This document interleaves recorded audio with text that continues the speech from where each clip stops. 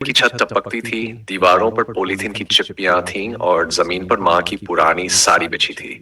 उसी पर लेटी थी 6 साल की गुड़िया, आंखों में बड़े सपने और तकिए के नीचे दबे हुए आंसू।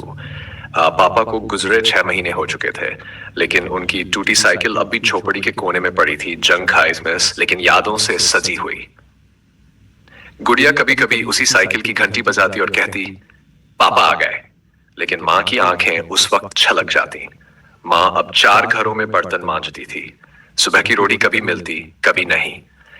लेकिन गुड़िया को स्कूल जाना था। वो हर दिन बस्ती के नुक्कड़ पर रुककर पास के सरकारी स्कूल की घंटी सुनती। उसकी मासूम आंखें उस लोहे के फाटक को तकती रहती, जैसे वहां से कोई परी निकले और उसे बुला ले। माँ, मैं स्कूल जाऊं। गुड़िया, स्कूल के लिए पेट में कुछ होना चाहिए पहले। गुड़िया चुप हो जाती, लेकिन उसकी उंगलियां जमीन पर अंग्रेजी के अक्षर खुद ही खींचने लगती। उसे किसी ने सिखाया नहीं था, बस एक सपना था, कॉपी, किताब और यूनिफॉर्म पहनने का। एक दिन बस्ती में एक बूढ़े मास्टर जी आए, रिटायर्ड थे, अकेले रहते थे और हर शाम स्कूल के बाहर बैठते थे।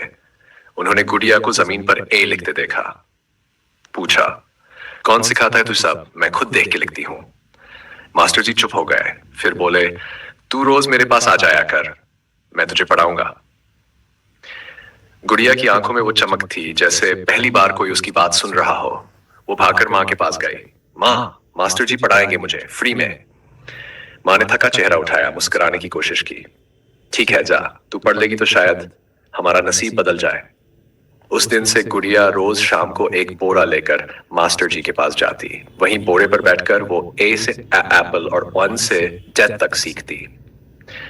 मास्टर जी ने उसे पहली बार एक पुरानी कॉपी दी। गुड़िया ने उसे ऐसे पकड़ा जैसे कोई गहना मिला हो। लेकिन मोहल्ले वाले हंसते, कामवाली की बेटी अफसर बनेगी क्या? गुड़िया कुछ नहीं कहती, बस लिखती रहती, ABC, और अपने नाम के नीचे एक छोटा सा दिल बनाती। शब्दों के बीच उसकी आंखें पापा को खोजती, माँ की साड़ी से सपने पहुंचती और हर पन्ने पर लिखती, मैं स्कूल जाऊंगी, मैं अफसर बनूंगी, मैं माँ को फिर से हंसते देखना चाहती हूँ।